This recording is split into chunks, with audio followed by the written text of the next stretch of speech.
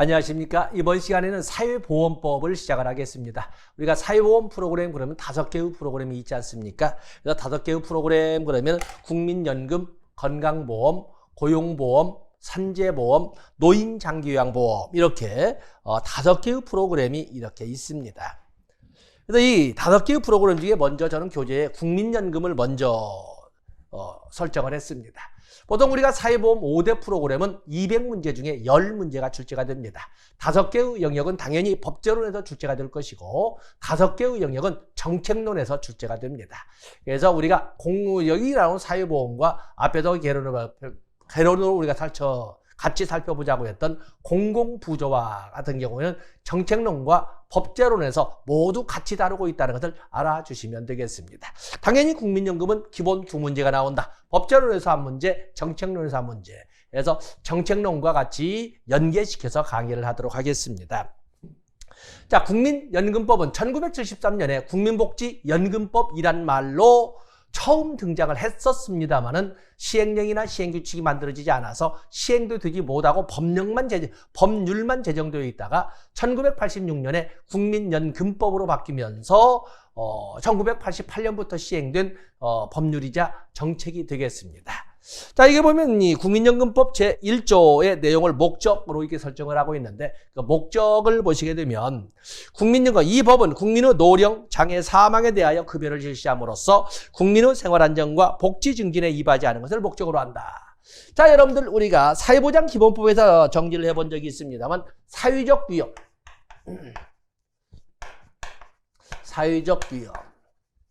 이 사회적 위험에 대해서는 사회보장기본법에서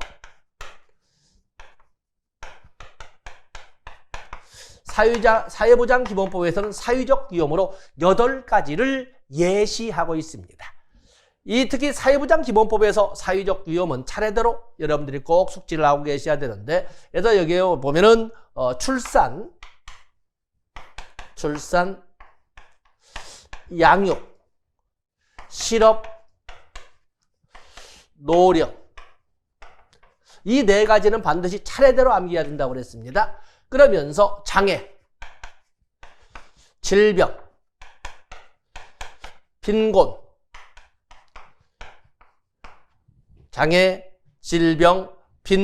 사망 등이라고 이렇게 해서 8가지를 예로 들고 있습니다.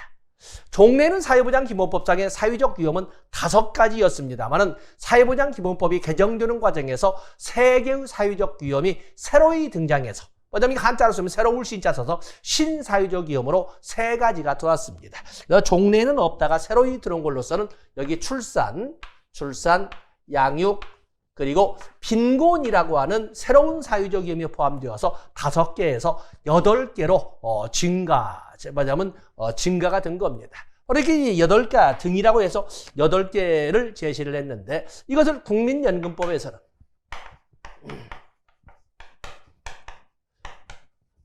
국민연금 정책을 문서화해서 국민의 하부문으로 바꿔놓은 것을 우리가 국민연금법이라고 하는데, 바로 여기서는 노령, 장애, 그렇죠? 노령, 장애, 그리고 사망 등에 대하여 급여를 실시함으로써, 자, 이 제1조 보세요.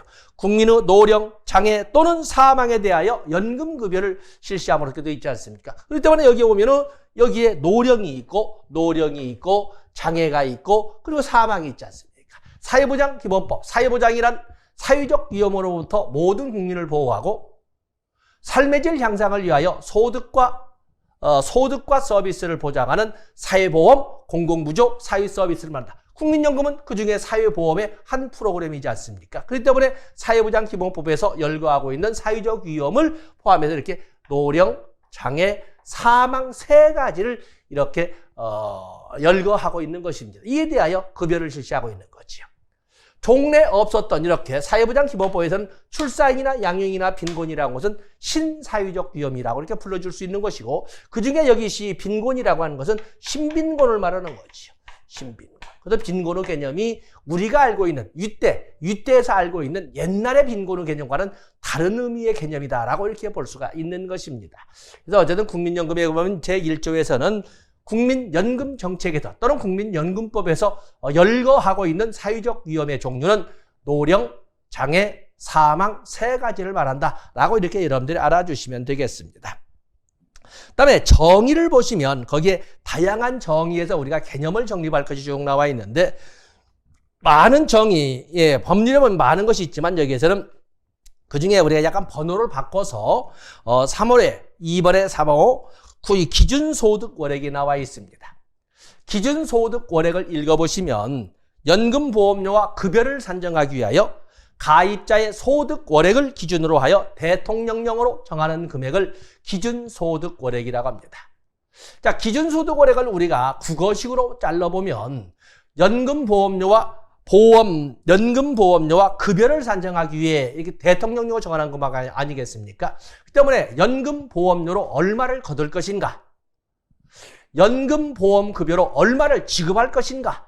라고 할 적에 하는 산정 기준은 기준소득월액임을 알 수가 있습니다. 그리고 이 기준소득월액을 산정할 적에 기준으로 삼는 것은 각자마다의, 거기 보면 가입자의 소득월액을 가지고 거기 있지 않습니까? 가입자의 소득월액. 그렇기 때문에 이 기준소득월액은 개인적 공평성이 반영된 이런 개념이다. 이렇게 저마다의 소득월액을 가지고 산정하기 때문에 개인적 공평성에 근거한 이런 그 개념이다라고 보시면 됩니다. 그를 연결시켜서 바로 위로 2번으로 올려가 보시면 평균소득월액이 나와 있습니다. 여러분 기본 상식 알겠지만 국민연금 가입자의 종류는 4가지가 있지 않습니까? 사업장 가입자, 지역 가입자, 의무 가입자, 의무 계속 가입자 이렇게 4가지가 있습니다. 그런데 거기 보시면 평균소득월액은 뭐라고 정의가 되어 있습니까? 평균소득월액은 매년 사업장 가입자 및 지역 가입자 전원의 기준소득월액을 평균한 금액으로 한다. 이렇게 되어 있지 않습니까? 우리가 알고 있는 국민연금 가입자 모두를 대상으로 하는 것이 아니라 사업장 가입자와 지역 가입자만을 가지고 그대로 기준소득월액을 평균한 금액, 평균이라는 것은 총 합산한 금액을 숫자로 사업장 가입자, 지역 가입자의 수로 나눈 것을 평균한 금액이라고 하지 않습니까? 평균 산출 공식이니까. 그래서 여기 보면은 그야말로 내 기여도를 넘어서서 이제는 많이 벌었던 사람은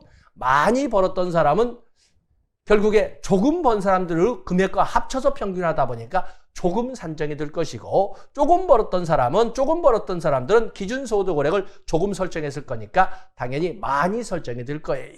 그렇기 때문에 아래서 왔던 기준소득월액은 개인적 공평성이 반영된 개념이라고 설명을 했다면 평균소득월액은 사회적 적절성이나 사회적 공평성을 반영한 개념이라고 이렇게 해석을 할 수가 있습니다. 그다음에 연금보험료라고 하는 것은 거기에 보면 연금보험료 사업장 가입자의 경우에는 기여금과 부담금의 합산한 금액, 기여금이라고 하는 것은 근로자가 부담하는 금액을 기여금이라고 하는 것이고 회사 측에서 사업주가 부담하는 금액을 부담금이라고 하는 것입니다. 그에 비해서 지역가입자, 의무가입자, 의무계속가입자는 그야말로 모두 그들이 본인이 모든 금액을 책임지는 것으로 이렇게 말한다 해서 연금보험료를 정의하고 있습니다. 밑에 부담금, 기여금 개념 나와 있죠? 참조해 보시고 특히 기준소득월액과 평균소득월액의 개념과 그 부여된 의미 다시 한번 체크해 주시면 되겠습니다. 다음에 여기 국민연금 정책을 문서한 국민연금법에는 태아의 권리 보호 규정도 있다. 또 국민연금 정책을 문서한 국민연금법에는 혼인의 범위를 넓은 개념으로 정립을 해서 그래서 배우자의 범위에는 사실혼 관계에도 포함을 시키고 있다라는 것을 같이 2번과 3번을 가지고 정리해 주시면 되겠습니다. 그다음에 다음 페이지를 가면은 국민연금 심의위원회가 있습니다. 우리는 사회보장기본법을 배울 적에 사회보장기본법에는 사회보장위원회가 있습니다. 사회보장에 관한 사항을 심의하기 위하여 국무총리 소속하에 위원장 한 사람, 부위원장 3사람을 포함한 이런 사회보장위원회를 두고 있습니다. 바로 이런 것처럼 사회보장위원회는 국무총리 소속으로 하고 국무총리가 위원장을 맡습니다. 그에 의해서 사회보장의 산하, 정책이자 법률로 본다면 사회보험도 들어가는데 사회보험은 5개의 프로그램이 있습니다. 그렇기 때문에 각각의 프로그램인 국민연금, 건강보험, 고용보험, 산재보험, 노인 장기요양보험 모두 이름은 다르지만은 정책에 관한 심의위원회가 있습니다. 그 심의위원회는 사회부장과 동등 위치로 설정할 수는 없기 때문에 자 여기는 하나의 공식입니다. 5개의 사회보험 프로그램에 존재하는 각각의 심의위원회는 중앙행정관서 소속으로 하되 위원장은 차관이 맡는다. 그 때문에 국민연금 건강보험은 보건복지부 소속 아니겠습니까? 보건복지부 소속이라고 하든 보건복지부 장관 소속이라고 하든 너무 첨예하게 구별하지 마시거든 보건복지부 소속으로 하되 위원장은 보건복지부 차관이 맡습니다. 미리 선수학습을 하지만 고용보험과 산재보험이라고 하는 것은 고용보험위원회에서 왜냐하면 거기는 고용노동부 관할이 되지 않겠습니까? 그 때문에 고용노동부 소속이나 고용노동부 장관 소속으로 하되 위원장은 고용노동부 차관이 맡는다. 이런 하나의 공식을 같이 접목시키면 됩니다. 자, 오른쪽에 보시면 국민연금 심의위원회, 보건복지부의 국민연금 심의위원회를 둔다. 쭉 구성하되 2번의 둘째 줄, 2번의 거기 첫째 줄 끝에 위원장은 보건복지부 차관이 된다. 등등의 설명을 쭉 해놨습니다. 그다음에 국민연금 가입자라고 설명을 했는데 자, 지금 선수학습으로 쭉 하고는 싶지만 여기까지만 하고 또 뒤에서 또 첨가를 하도록 하겠습니다. 자, 국민연금법이지만 정책을 법령화한 거죠. 정책을 문서한 거니까 국민연금법 또는 국민연금 정책 분석을 해보도록 하겠습니다. 우리가 정책론에서 배울 적에 정책 분석의 틀은 누구를 대상으로 할 것인가, 무엇을 제공할 것인가, 무슨 돈으로 운영할 것인가, 어디에서 필요한 서비스의 전달 제공 업무를 맡을 것인가, 딜리버리. 해서 여기에는 자, 우리도 국민연금법을 정책적으로 분석을 해보면, 정책적으로 분석해보면 누구를 대상으로 할 것인가, 할당. 할당 나와 있죠? 자, 할당부터 한번 적어볼까요? 국내에 거주하는 18세 이상 60세 미만 네, 국민을 대상으로 이렇게 하고 있습니다. 국내에 거주하는. 그렇기 때문에 만약에 이걸 그대로 해서 국유로 이주했다면 만약에 살고 있는 것이 아니라 사망을 했다면 그리고 만약에 60세가 넘었다면 그렇다면 자격이 상실된다라고 이렇게 우리가 해석할 수가 있는 것입니다. 물론 원칙은 그렇지만 실질적인 현실 속에서는 18세 미만도 가입할 수 있고 60세 이상도 가입할 수는 있습니다. 뒤에 이제 보겠습니다만 자 이렇게 할당으로 하되 여기에는 가입자 그래서 가입자의 4개의 유형 사업장 가입자 지역 가입자, 의무 가입자, 의무 계속 가입자를 설정하고 있지 않습니까? 그러면서 이 할당, 누구를 대상으로 하느냐를 가지고 거주 요건과 그리고 연령 요건과 그리고 국적 요건. 그래서 국민연금 정책의 대상자 선정 기준은 이렇게 3가지 기준을 쓰고 있다라는 것을 알아주시면 되겠습니다. 자, 먼저 판서한 다음에 페이지 넘기겠습니다. 다음에 무엇을 제공할 것인가? 국민연금 정책에는 그야말로 노령, 장애, 사망에 대하여 급여를 실시하는 거 아니겠습니까? 그렇기 때문에 여기에 보면은 먼저 급여의 성격은 현금급여지요.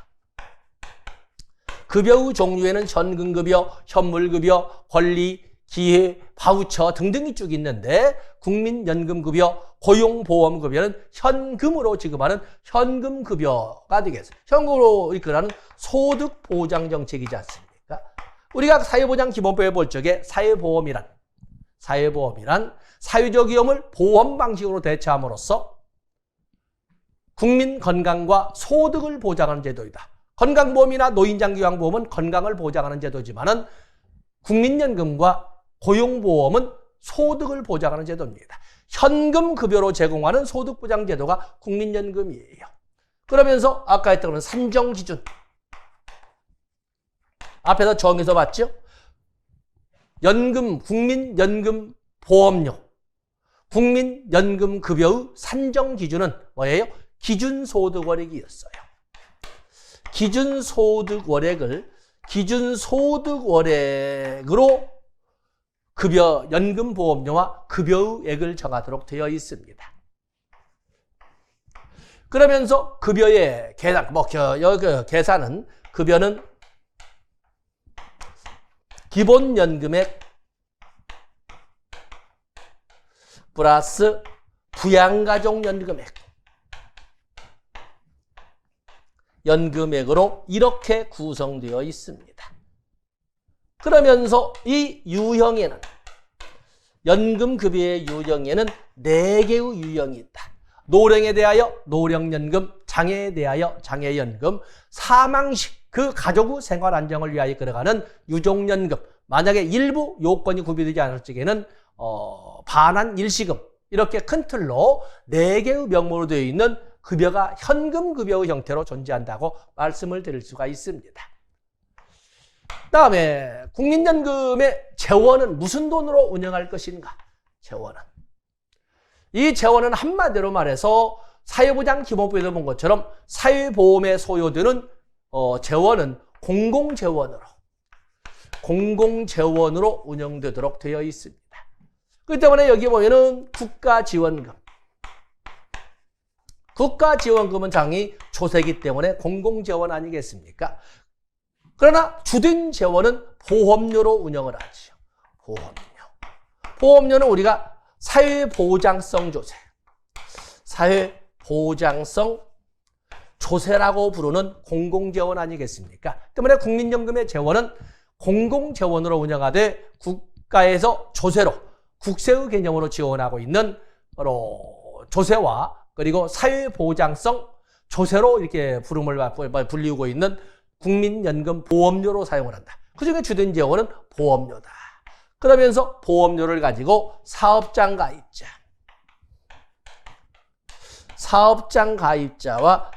가입자는 근로자가 내는 기여금과 회사, 사업주가 내는 부담금으로 구성되어 있다라고 하되, 기타 지역가입자나 의무가입자나 의무계속가입자는 모두 본인 기여금으로 내도록 되어 있습니다. 그러면서 산정기준은 뭐예요? 산정기준. 자, 여기에 보시게 되면, 여기 보험료에, 번호를 하면, 그냥 산정기준이라고 하겠습니다. 보험료의 산정기준은 뭘로 한다? 보험료의 산정기준은 똑같이 산정기준은 똑같이 뭘로 되어 있습니까? 기준소득월액으로 한다. 글씨가 너무 좀 소득월액으로 한다. 너무 아래까지 내려갔군요. 미안합니다. 자, 우리가 정의에서 봤던 것처럼 보험급여의 산정기준은 가입자의 소득월액을 기준으로 대통령령으로 정하는 기준소득으로 정하도록 되어 있습니다. 그럼 이렇게 우리가 재원을 볼 수가 있습니다. 그래서 보험료를 얼마 걷어요? 보험료를 기준소득월액의 9%를 가지고 내되, 사업장 가입자는 근로자가 기여금으로 4.5%, 회사나 사업주가 부담금으로 4.5%에서 9%를 내도록 되어 있고, 기타 지역가입자나 의무가입자나 의무계속가입자는 기준소득월액의 9%를 본인이 부담하도록 되어 있습니다. 다음에 딜리버리. 당연히 딜리버리의 전달은 국민연금공단에서, 국민연금, 너무 봐야겠군요. 국민연금공단이 전달체계의 지위를 가지고 이 필요한 현금급여를 전달하고 또 제공하는 이런 역할을 담당한다. 큰 틀로 이렇게 보고 교재를 보겠습니다. 자, 여러분들 거기 보시면 가입 대상 나와 있죠. 원칙은 국내에 거주하는 18세 이상 60세 미만의 국민을 원칙으로 하지만 예외도 6가지가 있다. 다른 법의 국민연금법이 아니라 다른 법에 적용을 받는 4대 직영연금, 공무원연금, 군인연금, 사학연금, 그리고 별정우체국 직원연금은 당연히 다른 법이 있기 때문에 다른 법의 지배를 받습니다. 그 이외에도 조기 노령연금 수급권자나 또 그런가 하면 조기 노령연금 수급권자나 기타 지금은 사용은 그렇습니다만 특례에 의해서 적용되는 이런 예외도 있지만 원칙은 바로 국내에 거주하는 연령 조건으로서 18세 이상 60세 미만의 국민을 원칙으로 한다는 것을 꼭 알아주시면 되겠습니다. 그래서 종류에는 거기 페이지를 넘어갑니다만 2번의 사업장 가입자, 3번의 지역 가입자, 4번의 의무 가입자, 뭐 뒤에 목차가 있습니다. 5번의 지역 의무계속 가입자. 그래서 이렇게 해서 4가지가 있다는 것을 여러분들이 쭉 알아주시면 되겠습니다. 사업장 가입자를 다시 한번 보세요. 원칙은 18세 이상 60세 미만이지만 조금 전에 선수학습벌칙에 말씀드린 것처럼 18세 이상도 18세 이상이어야 되는데 18세 미만도 가입이 가능하다. 그 말은 뭐냐면 거기 사업장 가입자의 2번의 2번이죠. 국민연금에 가입된 사업장에 종사하는 18세 미만의 근로자는 사업장 가입자가 되는 것으로 본다. 18세 미만임에도 불구하고 사업장 가입자로 본다. 물론 본인이 원하지 않는다면 어쩌면 거기 되지 아니할 수 있다. 취소시켜 주겠지만 그러나 18세 미만도 가입자는 될 수 있다는 것을 같이 여기서 찾아주시고 다음에 페이지를 넘어가 보시면 의무계속 가입자는 정리하지 않았지만 뒤에서 볼 겁니다. 다음에 가입기간. 국민연금 가입기간은 월 단위로 계산을 합니다. 국민연금 가입기간은 월 단위로 계산한다. 그래서 2번에 2항에 보시면 계산할 때 연금보험료를 내지 아니한 기간은 가입기간에 산입하지 아니한다. 이렇게 합니다. 그러면서 중요한 것은 추가 산입에 대한 사유가 3가지가 있습니다. 하나는 국방의 의무를 수행했을 때, 또 하나는 자녀, 요즘 저출산 문제가 심각하기 때문에 자녀를 2 이상 가졌을 적에, 또 하나는 실업급여, 그중에 특히 구직급여를 받는 동안에도 국민연금에 가입하고자 했을 때 이렇게 3가지의 경우에는 단순 숫자로서 정해진 가입기간에다가 법률로 정해진 가입기간을 더해서 계산할 수 있도록 하고 있습니다. 자, 거기 군 복무기간에 대해서 설명한 것은 뭐 어떤 명목으로 군 복무를 했든지 간에 그게 특전사에 있다 왔던 707에 있다 왔던 UDT에 있다가 상관없고 공익요원으로 있었던 사회복무요원으로 있던 간에 상관없이 병역의 의무 필에 국방의 의무 필이라고 하는 군 복무에 포함이 된다면 그 기간이 6개월만 넘었으면 길고 짧음을 계산하지 않고 직업군인이 아닌 이상 6개월만 넘었다면은 나중에 그 사람이 국민연금 수급권자가 됐을 때 가입기간에다가 6개월을 더해서 가입기간을 계산하도록 하는 것이 군 복무에 대한 가입기간 추가 산입이 되겠습니다. 국방의 의무는 그야말로 순수한 국가와의 관계 아닙니까? 그러다 보니까 그에 소요되는 비용은 모두 국가가 부담하는 걸로 하고 있습니다. 그에 비해서 출산에 대한 가입기간 추가 산입이 있습니다. 자녀가 2 이상이라면 둘째는 자녀가 2 이상이라면 12개월을 전해서 해주고, 왜냐하면 둘째라고 했으면 자녀가 2이 되면은 그 부모가 국민연금 수급권자가 됐을 때 가입기간에 12달을 더해주고 셋째부터는 18개월씩을 더해서 계산하도록 하는데 언제까지나 해주는 않고 12개월, 셋째부터는 18개월 그러기 때문에 상한선 50개월이 될 때까지 가입기간에 추가 산입하도록 이렇게 되어 있습니다.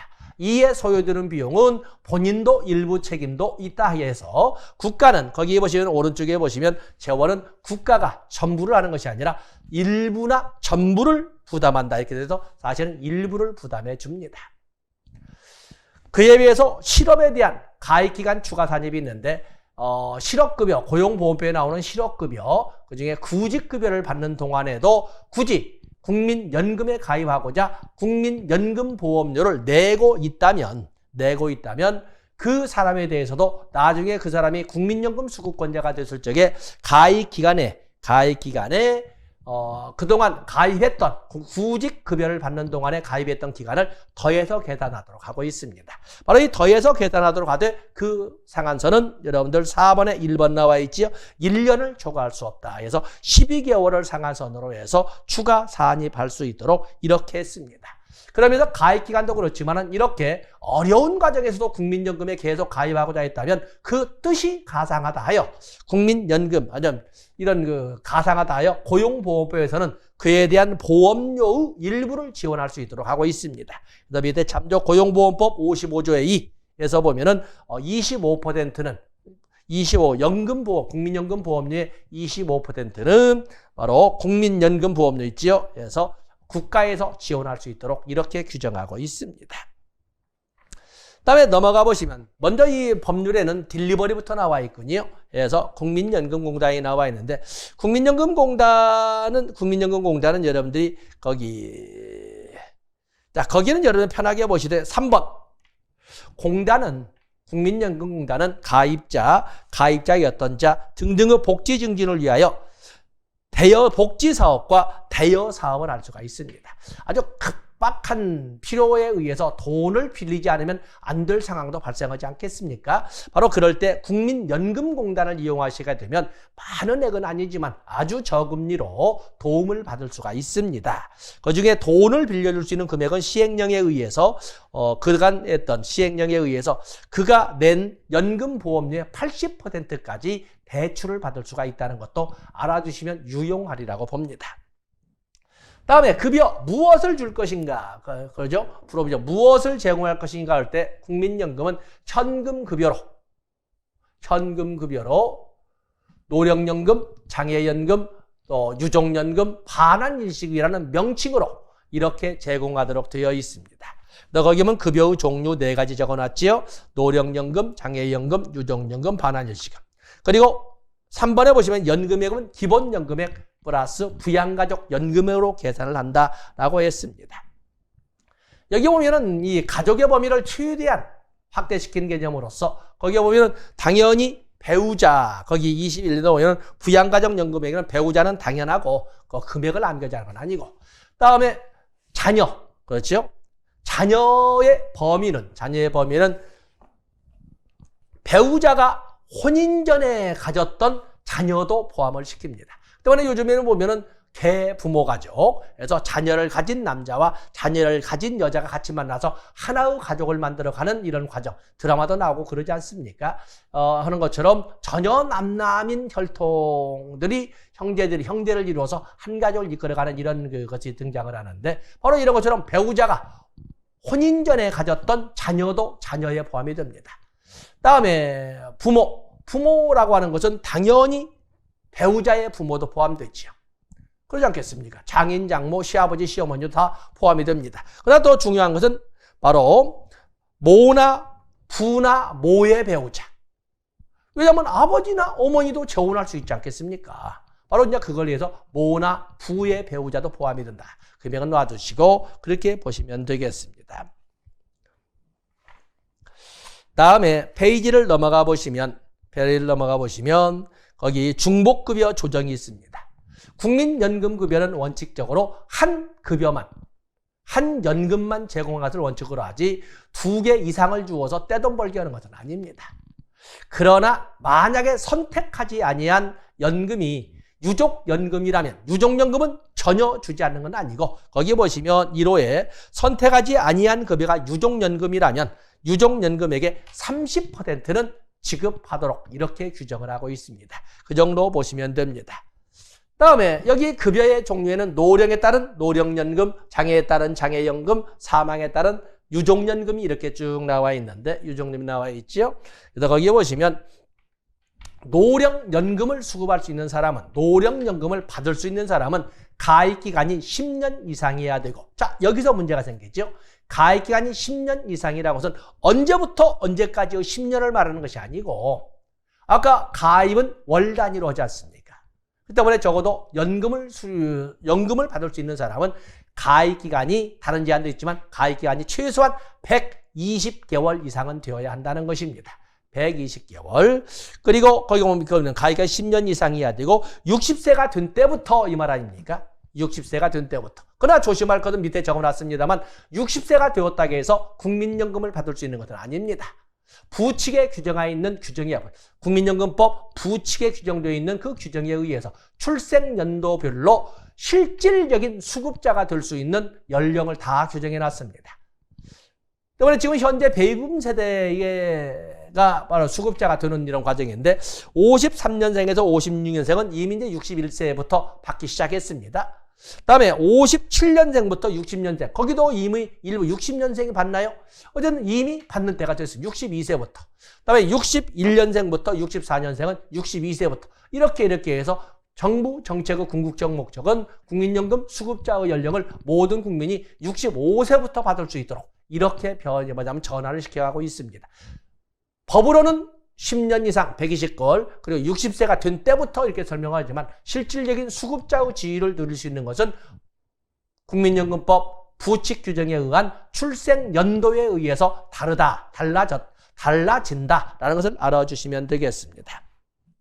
그러면서 그 박스표에 있는 거 빼고 거기 2번 가입기간이 10년 이상인 가입자나 가입됐던 자로서 55세 이상인 자가 대통령령으로 정하는 소득이 있는 업무에 종사하지 아니하는 경우, 참 말을 완곡해 줬지만 먹고 살 길이, 끼니를 갈망할 길이 없을 때 본인이 희망하면 2단계도 불구하고 다시 말해서 60세가 된 때부터 지급받을 수가 있는데 60세가 되지 않았음에도 불구하고 60세가 되기 전이라도 국민연금을 지급할 수 있다. 바로 그 국민연금을 가로 아래에 있는 것처럼 조기 노령연금이라고 한다. 이런 규정들을 여러분들이 정리. 그래서 1번에 노령연금 수급권자에 대한 그 내용은 여러분들이 꼭 가지고 가셔야 되겠습니다. 다음에 다 소중하지만 오른쪽 페이지에 보시면 5번에 분할연금이 나와 있습니다. 요즘은 뭐 이혼이라는 것이 부끄러운 것도 아니고 뒷담화, 다른 사람들이 들리지 않게 이야기거리고 되지 못합니다. 옛날처럼 참고 살아야지 애들이 있는데 이런 소리지 않습니다. 그냥 성격 차이라는 이런 말로써 아주 이렇게 쉽게 헤어지기도 하고 또 말이 너무 좀 과했습니다만 쉽게 만나기도 합니다만은 어쨌든 거기 보시면 혼인기간 나와 있지요. 둘째 쪽 그때 5년 이상이었던 사람이 이혼을 했다면 그때 그 배우자였던 사람이 노령연금 수급권자의 지위를 갖게 되면 그 배우자였던 사람이 받는 노령연금을 나눠 쓰자고 혼인기간에 비례해서 나눠 쓰자고 청구할 수 있는 권리가 주어지는데 그들 분할연금 청구권이라고 합니다. 만약에 우리나라의 그 당당한 자존심 때문에 그 썩을 넘어 인간 돈 없어 내가 살지 이렇게 자존심만 세우지 마시고 법률이라고는 이성적이어야 되거든요. 그렇기 때문에 이렇게 권리를 부여했음에도 불구하고 권리 위에서 잠자는 자는 보호받을 수가 없습니다. 만약에 이 분할연금 청구권을 부여했음에도 불구하고 이걸 행사하지 아니하면 페이지 넘어가십니다. 5년이 넘으면 청구할 수 없습니다. 그래서 분할연금 청구권의 소멸시효는 5년이다. 해서 544페이지 위에서 두째 줄에 나와 있죠. 정리해 주시면 됩니다. 그리고 장애연금이 있습니다. 장애연금은 우리가 보면 장애연금 당연히 기본연금에 플러스 부양가족연금으로 이렇게 하는데 기본연금으로 볼 적에 장애연금은 4등급으로 되어 있습니다. 1, 2, 3, 4등급 이렇게 되어 있지 않습니까? 근데 1, 2, 3등급은 모두 연금으로 지급하도록 되어 있는데 제목은 연금임에도 불구하고 4등급은 일시금으로 지급하도록 되어 있습니다. 더 4등급은 부양가족연금액은 전면 배제하고 기본연금액만 가지고 225%를 일시금으로 지급하도록 이렇게 해서 제목은 연금이나 일시금으로도 지급된다. 왜? 4등급이 있어서. 그래서 박스 내용 거기를 일시보상금으로 지급한다는 것을 꼭 체크를 내놓으셔야 됩니다. 다음에 유족연금. 만약에 가입자나 가입자였던 사람이 사망을 했다면 그 가족들의 생계를 누가 유지하는 거야? 바로 이런 가족들의 생계 유지나 생활 안정을 위하여 시행하는 정책이 유족연금이 되겠고 유족연금의 범위는 배우자로부터 시작해서 이촌 범위까지를 원칙으로 하고 있습니다. 이촌 범위까지 해서 배우자, 자녀, 그리고 부모, 손자녀, 조부모 이렇게 순서로 이렇게 쭉 되어 있습니다. 그런데 좀 차이가 옛날과 다른 것이 뭐냐면 배우자는 제한이 없지만 자녀와 같은 경우는 25세 미만이어야 왜냐하면 이 유족연금에 대한 연령 제한과 장애 등급 제한이 있는데 자녀는 25세 미만이거나 장애 등급 2급 이상이어야 자격이 주어집니다. 그러나 손자녀는 19세 미만이어야 손자녀 2촌이니까 19세 미만이거나 장애 등급 2등급 이상이어야 합니다. 부모나 조부모는 60세 이상이거나 장애 등급 2등급 이상이어야 자격이 주어진다. 기본적인 연령 조건과 장애 등급 조건 아십니다만 자녀와 손자녀의 연령 조건을 여러분들이 꼭 구별해 주셔야 되겠습니다.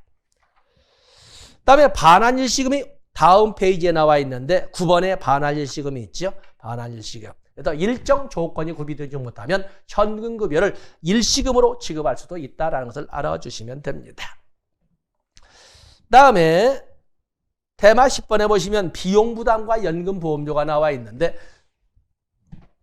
재원에는 국가가 지원하는 조세로 지원하는 공공재원도 있고 보험료란 이름으로 내는 공공재원도 있습니다. 그중에 사업장 가입자라고 하는 것은 어떤 이 보험료는 주된 재원인 보험료는 기준소득월액의 9%를 제공하지 않습니까? 9%를 내도록 되어 있습니다. 9%. 그렇기 때문에 여기 보시면 연금보험료 부가징수에 대해서는 여러분들이 중요 표시할 것은 거기 3번과 4번. 그래서 국민연금공단에서 부과하고 징수는 어디 한다? 사회보험료는 국민건강보험에서 징수하지 않습니까? 그렇게 해서 매월 연금보험료를 공단은 매월 연금보험료를 부과하고 월 단위니까 국민건강보험공단은 이를 징수한다. 2번에 나와 있습니다. 그다음에 사업장 가입자의 기여금은 사업장 가입자 본인 즉 근로자가 부담금은 사업주가 부담을 하되 기준소득월액의 4.5%씩 해서 도합 9%를 내도록 하고 있다. 다음에 4번에 보시면 나머지 가입자는 기준소득월액의 9%를 본인이 부담하도록 한다. 이렇게 규정을 했습니다. 다음에 거기 3번에 연금보험료 지원이 있는데 바로 사실 거기는 연금보험료 지원 그 옆에다가 두루누리 사회보험 이렇게 정리해 주시면 되겠습니다. 두루누리 사회보험. 그래서 해마다 어떤 가입자가 있는데 영세 사업장으로서 근로자가 10명 미만이면서 월 평균 보수가 2020년도에는 220만 원이가 됐습니다. 해마다 바뀌는 금액은 아니겠습니다. 어쨌든 영세 사업장의 사업주와 근로자에 대하여 국민연금보험료와 고용보험료를 일부 지원해주는 이런 제도가 대납해주는 제도가 있는데 그걸 두루누리 사회보험이라고 합니다. 그래서 연금보험료 지원에 두루누리 사회보험이라고 하시고 그거 외에도 농업인에 대한 국고지원의 제도도 있다는 것을 자 페이지 넘어가 보시면 해놨습니다. 그래서 참조하시면 되겠습니다. 그다음에 이유 신청에 대해서는 심사 청구와 재심사 청구가 있다. 봐주시고 심사 청구와 뒤에서 한번 설명할 겁니다. 그에 비해서 오른쪽에 보시면 보칙 시효가 나와 있습니다. 거기 보시면 시효가 나와 있는데 시효의 1번 연금보험료 환수금 기타 징수금을 징수하거나 환수할 권리는 3년 급여를 받거나 과호납금을 받을 수급권자나 가입자의 권리는 5년 뭐냐면은 국민연금공단이나 국민건강보험공단의 권리는 3년, 가입자의 권리는 5년으로 하지만 반환 일시금을 지급받을 권리는 10년으로 한다. 해서 공단에 그게 국민연금공단이든 국민건강보험공단이든 간에 3년 권리는 그다음에 가입자의 권리는 5년 또 가입자의 권리 중에 특히 반환 일시금을 받을 수 있는 권리는 10년으로 이렇게 소멸시효가 정해져 있습니다. 그다음에 국민연금 가입자는 사업장 가입자, 계속 가입자, 의무 가입자, 의무 계속 가입자지만 그리고 가입의 원칙이 국내에 거주하는 국민이라고만 되어 있지만 외국인도 가입자가 될 수 있다는 것을 거기에 정리를 했습니다. 외국인도 국민연금 가입자가 되는 것입니다. 그다음에 3번에 보시면 외국과의 사회보장협정, 사회보장기본법에서 외국과의 사회보장을 적용에는 상호주의를 적용하되 관계법령이 정하는 바에 따른다라고 할 적에 바로 이 외국과의 사회보장협정 꼭 참조해 주셔야 됩니다. 또 국민연금법이 있음에도 불구하고 국민연금에 관한 사회보장협정을 체결했다면 두 나라 사이에는 바로 일반적으로 인정되는 국제법규는 국내법과 같은 효력을 갖지 않습니까? 그러면 국민연금법도 법률이고 사회보장협정도 두 나라 사이만 적용되지만 법률의 지위를 가지고 있습니다. 무엇을 먼저 적용할 것인가 라고 할 적에 사회보장협정은 두 나라 사이만 적용되지만 국민연금법에 대하여 특별법의 지위에 있다 라고 이렇게 설명할 수가 있습니다. 때문에 상위법 우선의 원칙, 특별법 우선의 원칙, 신법 우선의 원칙의 법률 적용의 원칙에 근거해서 여기는 국민연금법이 있음에도 불구하고 특별법 주위에 있는 사회보장협정에 따른다라는 것을 다시 사회보장기본법 배울 때 배웠던 것을 떠올리시면 되겠습니다.